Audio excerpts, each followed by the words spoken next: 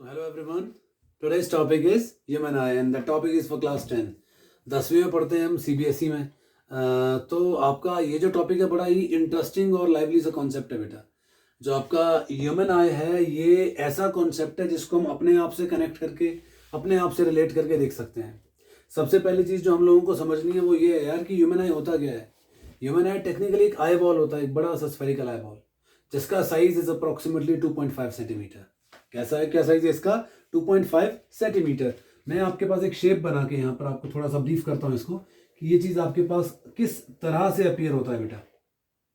अगर मैं इस आईबॉल की बात करता हूँ, आपका आईबॉल वैसे तो एक स्फेयर की फॉर्म में अपीयर होता है अगर आप इसको सामने से देखते हो, लेकिन अगर एक एंगल पे देखोगे तो ये कुछ इस तरह से अपीयर होने वाला है। क्यों? क्योंकि ये आपका वो हिस्सा है जो आपका बाहर वाला हिस्सा, आई के बाहर वाला हिस्सा आपको अपीयर होता है।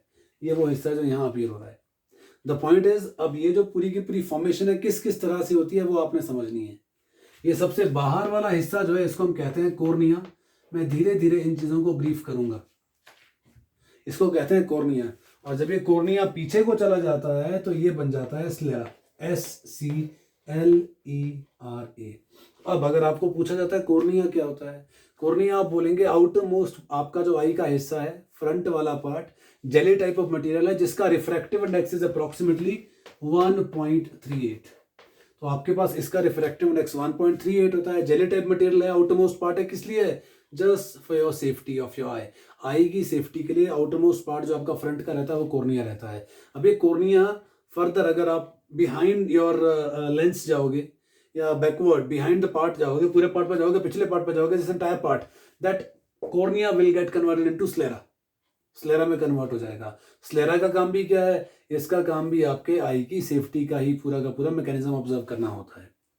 कॉर्निया के बाद आपके पास इस पूरे सिस्टम में आता है एक लिक्विड जिसको हम बोलते हैं एक्वस ह्यूमर। यहां एक टर्म लिख रहा हूं मैं, aqueous humour, AQUEOUS, aqueous humour. Aqueous humour के साथ में मैं कुछ चीजें और ड्रॉ कर रहा हूं ताकि आपको ब्रीफ कर सकूं एक्वस ह्यूमर का काम क्या होता है। अब यहीं पर मैं ये कुछ मसल्स ड्रॉ कर रहा हूं और इन मसल्स के बीच में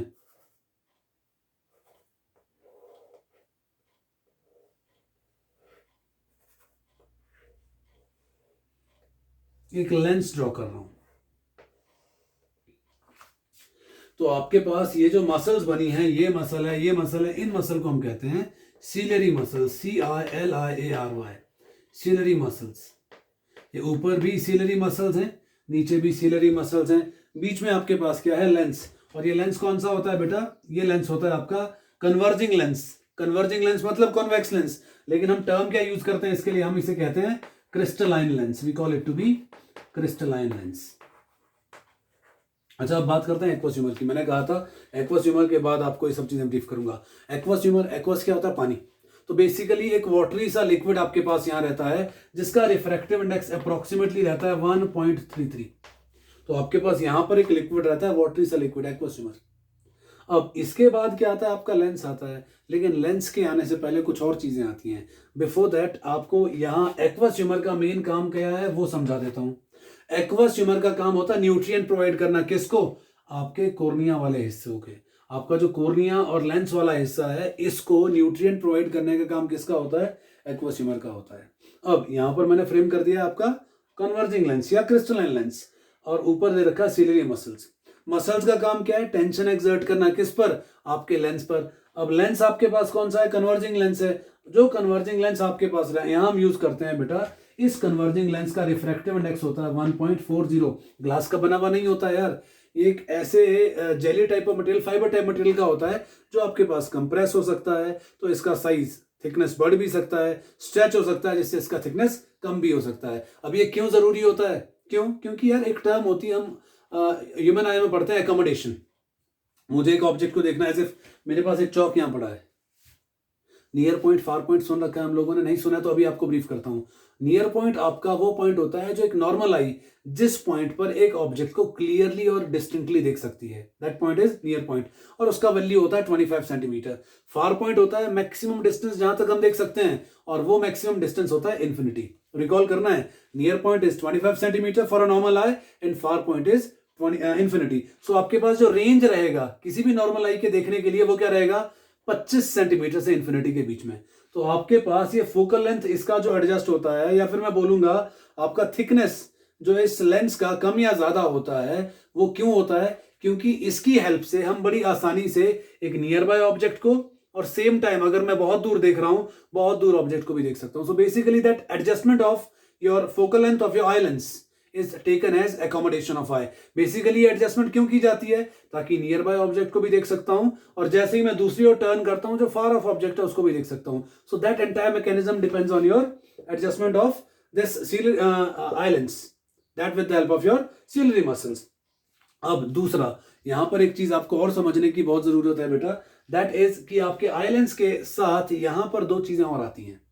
एक होता है आइरिस, एक होता है प्यूपिल। मेरी आंखें देखो ध्यान से, यहां पर तुमको एक सर्कुलर डायफ्राम दिख रहा होगा, बाहर वाला पार्ट आउटर कोटिंग वो है ब्राउन सा कलर में। तो मैं यहाँ फ्रेम करता हूँ, अगर मैं आई को सामने से देखता हूँ तो मेरे पास ये आपका स्फेरिकल आई बॉल आ गया है। इसके अंदर मुझको ये दिखता है आपका पार्ट, ब्राउन वाला पार्ट, इसके अंदर सेंटर में दिखता है ब्लैक वाला पार्ट। तो ये बाहर जो ब्राउन वाला पार्ट मेरी आई में दिख रहा है, मैं उसको शेड कर लेता हूँ, किससे? चौक से। अब ये पार्ट आपके पास क्या है? This part is taken as your iris, और इसके अंदर जो ब्लैक पार्ट मेरे आई का है वो मैं कहता हूं प्यूपिल। वो यहां पर रहेगा आपके लेंस के साथ में, यहां पर रहेगा आइरिस, उसके सेंटर में रहेगा प्यूपिल। मैं यहां ड्रॉ नहीं कर रहा हूं क्योंकि मैं ये चीज सेपरेटली बता रहा हूं, क्योंकि लेंस के सामने आपको ये चीजें इस तरह से अपीयर होती हैं। अब आइरिस और प्यूपिल का मैकेनिज्म क्या होता है बेटा? वो ध्यान से देखो, आइरिस सबकी होती है, प्यूपिल सबकी होती है। आइरिस और प्यूपिल का सिंपल सा मैकेनिज्म है। मेरी आइरिस ब्राउन है जो मुझको मालूम है, आप लोगों की किसी की शायद ब्लू होगी, किसी का ग्रीनिश होगा, किसी का ब्राउनिश होगा। तो वो डिपेंड किस पे करता है? आइरिस में एक पिगमेंट रहता है, there is a pigment inside the iris जो असेस करता है कि आपकी आई का कलर कौन सा होने वाला है, ब्लू रहेगा, ब्लैक रहेगा, ब्राउन रहेगा या फिर ग्रीन रहेगा। वो डिपेंड किस पे करता है? पिगमेंट पे। पिगमेंट बेसिकली डाई होता है जो असेस करता है कलर को। तो यहाँ पर आपके आंखों का कलर किस पे डिपेंड करेगा? आइरिस पे डिपेंड करेगा। आइरिस के अंदर एक छोटा सा होल है, काला सा, जो मेरी आंख में मुझको दिखाई दे रहा है, a small hole in my eye, that is termed as pupil. इसको हम क्या कहते हैं? प्यूपिल। और आपके इस प्यूपिल का एडजस्टमेंट होता है। कैसे एडजस्टमेंट होता है? आपका ये प्यूपिल है ना, जो ब्लैक सा पार्ट है, इसका साइज हम 2 mm से 8 mm तक इंक्रीज कर सकते हैं। कैसे इंक्रीज कर सकते हैं? ये बड़ा इंटरेस्टिंग एस्पेक्ट है। सोचो, तुम लोग कहीं बाहर घूम रहे हो, लाइट में हो, बहुत सारी लाइट में हो, वहां से अंदर आते हो किसी ऐसे रूम में जहां लाइट नहीं है, क्या करते हो? ये बड़ी बड़ी आंखें खोल देते हो। क्यों? क्योंकि उस एक टाइम पर आपके आंखों में लाइट बहुत ज्यादा जानी चाहिए। अगर लाइट नहीं जाएगी तो you will not be able to see things around you.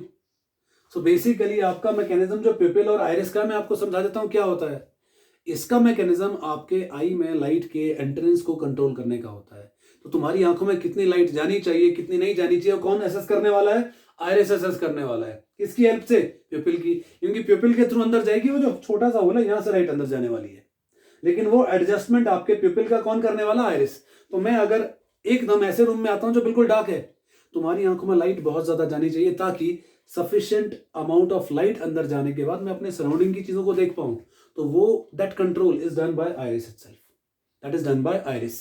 सो उस एक टाइम पर आपका प्यूपिल एक्सपेंड हो जाता है और उसका साइज इट में एक्सपेंड टू 8 mm।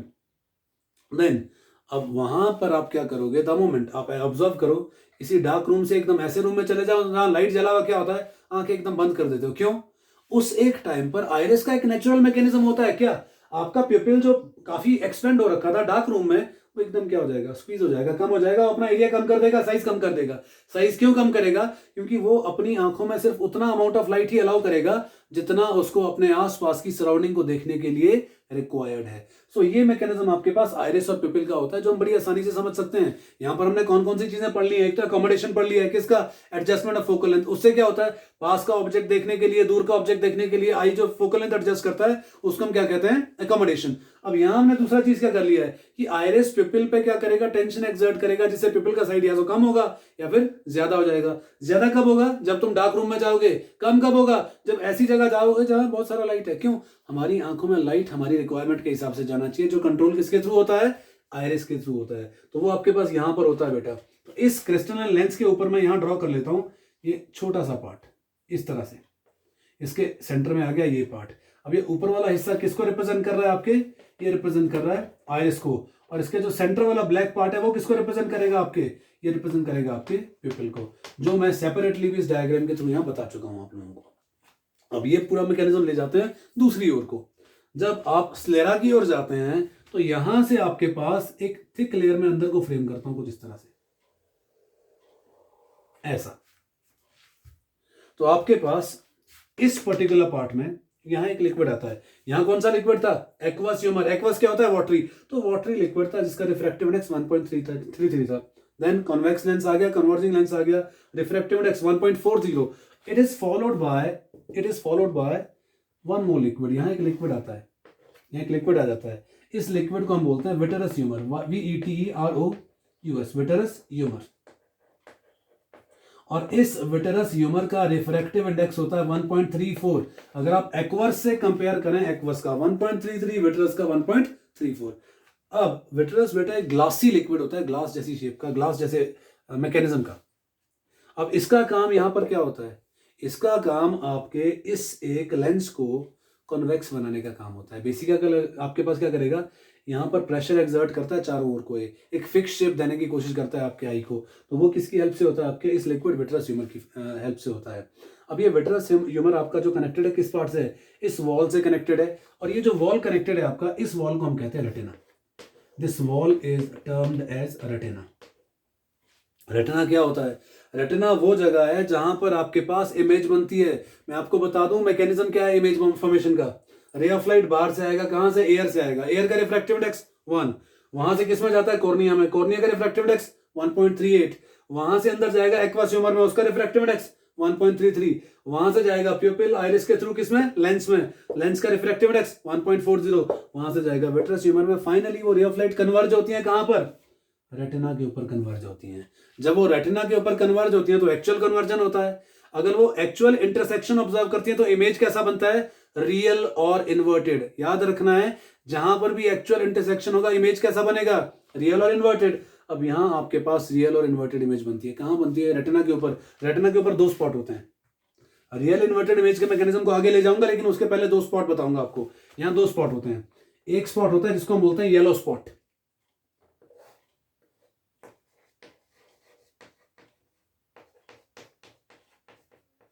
आई का सबसे सेंसिटिव स्पॉट जो होता है उसको हम कहते हैं येलो स्पॉट। मैं बताऊंगा वो क्यों सेंसिटिव होता है। इसी तरह से यहां पर एक और स्पॉट होता है जिसको हम कहते हैं ब्लाइंड स्पॉट। ये जो स्पॉट है इसे हम कहते हैं ब्लाइंड स्पॉट।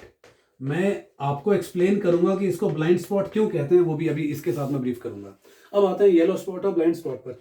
यहां पर येलो स्पॉट और ब्लाइंड स्पॉट के मैकेनिज्म को समझने से पहले एक कॉन्सेप्ट समझना पड़ता है, वो है आपके आंखों के सेल्स का, फोटो रिसेप्टर सेल्स का, लाइट सेंसिटिव सेल्स का। जो रेटिना होता है ना, रेटिना में आपके इस पूरे पार्ट पर कुछ सेल्स बिखरे हुए होते हैं, rod sales and cone cells. यहां लिख देता हूं आपके पास रॉड सेल्स और कोन सेल्स।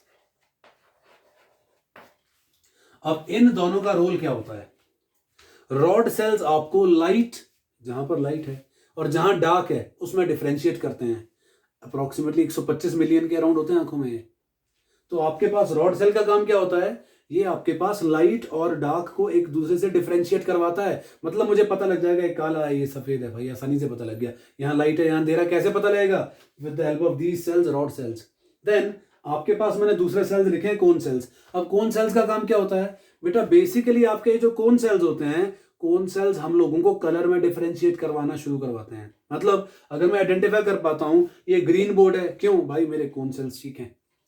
कोई चीज मुझे लाल दिख रही है क्योंकि मेरे कोन सेल्स हैं आईज में। कोई मुझे आपको किसी भी कलर्स का दिख रही है चीजें आपको, whatever colour you people are able to observe, that is because of these cone cells. So colour differentiation is done by cone cells and that light and dark, that is अंधेरा और आपका उजाला, वो किससे पता लग रहा है, rod cell के थ्रू पता लगता है। तो ये रॉड सेल और कोन सेल आपके रेटिना पर बिखरे हुए होते हैं और आपके पास इनका स्ट्रेंथ सबसे ज्यादा कहां पर होगा, इस येलो स्पॉट पर। अब क्योंकि इनका स्ट्रेंथ यहां पर बहुत ज्यादा होगा तो आपका yellow spot will be the most sensitive spot in your retina. तो यहां इमेज बनेगा वो बहुत अच्छे से दिखाई देगा आपको। तो जहां पर भी आपके पास रेटिना पर रॉड सेल और कोन सेल्स प्रॉपर्ली डिस्ट्रीब्यूटेड हैं, वहां पर इमेज फॉर्मेशन अगर होता है तो आपको क्लियरली दिखाई देता है। ब्लाइंड स्पॉट का मैकेनिज्म क्या है, ब्लाइंड स्पॉट आपका वो स्पॉट होता है बेटा, बेसिकली जहां पर रॉड सेल और कोन सेल्स अवेलेबल नहीं होते।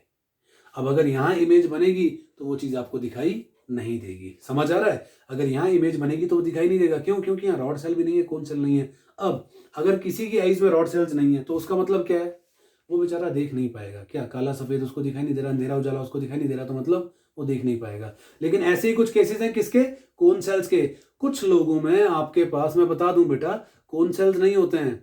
फेसबुक सारे यूज करते हैं, सब यूज करते हैं ना। मार्क जुकरबर्ग का नाम किसने नहीं सुना होगा? आई बेट ऑन दैट। आप लोग ज्यादातर बच्चे फेसबुक ट्विटर वगैरह यूज करते हैं। व्हाट्सएप तो का नॉर्मल सा मैकेनिज्म है, फेसबुक ट्विटर सब यूज करते हैं। तो फेसबुक जो फाउंडर हैं वो आपके हैं मार्क जुकरबर्ग। मार्क जुकरबर्ग आप लोगों को शायद पता हो, कुछ बच्चों को, कुछ को पता नहीं होगा। उनकी आई में ब्लू कलर का कोन सेल नहीं है। मतलब अगर आप फेसबुक का पेज खोलते हैं वो किस कलर में अपीयर होता है? ब्लू कलर में अपीयर होता है। वजह क्या है?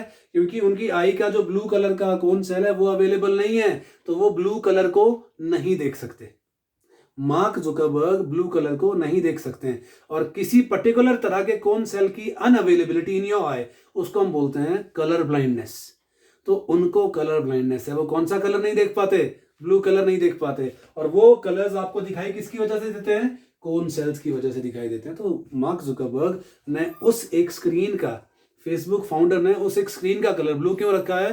क्योंकि वो चाहते थे वो कलर ब्लू फॉर्म में ही दिखाई दे। ऑल्दो उनको नहीं दिखाई देता है, उनको वो कलर कैसा दिखता है? ग्रे दिखेगा। अगर डार्क ब्लू हो जाएगा तो ब्लैक दिखेगा। तो वो उस कलर को आइडेंटिफाई नहीं कर पाते हैं। फॉर दैट रीजन हमें पता लगा है वहां से कि आपके पास that was one person was suffering from that problem of defect of colour blindness. Anyway, let's take this step forward. अब येलो स्पॉट पता लग गया, सबसे सेंसिटिव। ब्लाइंड स्पॉट वो स्पॉट जहां पर रॉड और कोन सेल्स नहीं है। अगर अब रेटिना पर आते हैं, जहां मैंने कहा था आपके पास इमेज कैसा बनता है? रियल और इन्वर्टेड इमेज बनता है। अब ये रियल और इन्वर्टेड इमेज का मतलब क्या है? अगर मेरे सामने कोई बच्चा खड़ा है, कोई भी इंडिविजुअल खड़ा है, वो सीधा नहीं दिखना चाहिए। कैसा दिखना चाहिए? उल्टा दिखना चाहिए। क्यों? ये तो इन्वर्टेड इमेज है ना यार। रियल तो रियल है, लेकिन कैसी बननी चाहिए? इन्वर्टेड। तो ये मैकेनिज्म क्या होता है बेटा? आपके पास यहां से हर एक बॉडी पार्ट में क्या होते हैं? नर्व्स होते हैं। क्या होते हैं? नर्व्स होते हैं। तुमको अगर कोई तुम्हारा दोस्त पिंच करता है या फिर मॉस्किटो बाइट करता है, क्या होता है तुम्हारा इंस्टेंट रिएक्शन? तुरंत देखते हो उसकी ओर को। द मोमेंट एक इंडिविजुअल पिंच कर रहा है, रिएक्ट करते हुए नहीं, मॉस्किटो ने बाइट करा, तुम्हारा रिएक्शन क्या होगा? ये रिएक्शन होता है। क्यों? तुमको पता लग जाता है कोई पिंच कर रहा है। कैसे? तुम्हारे हर बॉडी पार्ट पे नर्व्स होती हैं। वो नर्व्स क्या करती हैं? मैसेज भेजती हैं। किसको? ब्रेन को। There is a mechanism. Nerves message करती हैं किसको? ब्रेन को। फिर ब्रेन बोलता है भाई तेरे को कुछ हो रहा है, यहाँ पे कुछ गड़बड़ है यहाँ पे। समझ आ रहा है? तो वही चीज यहां पर भी होती है। आपके रेटिना पर, यहां पर आपके पास क्या होते हैं? नर्व्स होती हैं। वो नर्व्स यहां से उस रियल और इन्वर्टेड इमेज के सिग्नल को लाइट सिग्नल में कन्वर्ट करके कहां भेजती हैं? ब्रेन को। किसके थ्रू? ऑप्टिकल नर्व्स के थ्रू। तो आपका ये जो ब्लाइंड स्पॉट है, ये स्पॉट कहां बना होता है? उस जगह पर जहां से आई का गिरने वाली, सिग्नल भेजने वाली, किसको? ब्रेन को। अब यहां से सिग्नल ब्रेन में जाता है, और जब वो ब्रेन में सिग्नल जाता है, वो इन्वर्टेड इमेज क्या हो जाती है? इरेक्ट। उसके बाद आप लोग उल्टे नहीं दिखोगे मुझे, या फिर आपको मैं उल्टा नहीं दिखूंगा। क्या दिखूंगा? सीधा। वजह क्या है? क्योंकि उस मैकेनिज्म में जब वो प्रोसेस चलता है, इन्वर्टेड इमेज इरेक्ट हो जाती है और आपको सब चीजें प्रॉपर्ली उसके एक्चुअल साइज में दिखाई देती हैं। कलर डिफरेंशिएशन तो ऑब्वियसली आप किसकी वजह से कर पाते हो? कोन सेल्स की वजह से कर पाते हो बेटा। अब इसके बाद नेक्स्ट पार्ट आपका आता है यहीं पर। मैं अगर ब्रीफ करूं थोड़ा सा इसके रिगार्डिंग, इन दो के बीच में एक लेयर होती है, आपके रेटिना और स्लेरा के बीच में एक ब्लैक लेयर होता है, ब्लैक कोटिंग होता है, जिसको हम बोलते हैं choroid. We call it to be choroid. अब कोरॉइड का काम क्या होता है? कोरॉइड का काम क्या होता है बेटा? कोरॉइड आपके पास एक सुपरफ्लस लाइट होती है, मतलब एक ऐसी लाइट जो आपकी आंखों में जलन प्रोड्यूस करेगी। उस लाइट को एब्जॉर्ब करने का, सोक करने का काम करता है। तो ये पूरा का पूरा मैकेनिज्म आपके पास किसको लेकर आता है? आपकी ह्यूमन आई को लेकर। तो बेसिकली लाइट का इमेज, ऑब्जेक्ट का इमेज, लाइट का नहीं, ऑब्जेक्ट का इमेज बनने से पहले क्या होता है? आपकी लाइट कितने मीडियम के थ्रू आपकी आंखों में इमेज बनाती है? पहले एयर से आती है, एयर का रिफ्रैक्टिव इंडेक्स 1, फिर जाती है कॉर्निया में 1.38, फिर जाती है एक्वस ह्यूमर वाटरी लिक्विड 1.33, फिर आती है किसमें? लेंस में 1.40, फिर आती है किसमें? आपके विट्रस ह्यूमर, और फाइनली कहां जाती है? रेटिना पर। तो काउंट करो, air, cornea, aqueous, lens, and then fifth one is your vitreous humour. तो टेक्निकली इमेज फॉर्मेशन से पहले आपका जो रे ऑफ लाइट आती है, it suffers through, it covers और it observe refraction before observing that intersection at one point ये refraction observe करती है 5 मीडियम में, तब जाके आपकी इमेज बनती है, जो आपका मैकेनिज्म एक्सप्लेन करता है किसका, human eye and colourful world का। तो इसके बाद आपके पास आते हैं defects. I will be coming up with some more videos on your human eye, and that time I'll be coming with those defects of vision. That's all from my side as far as that human eye is concerned to you people. I hope जो concept आपने करा है, जो आपने देखा है, ये आप लोगों को समझ आ गया है. Like always, please like, share and subscribe my channel. Thank you.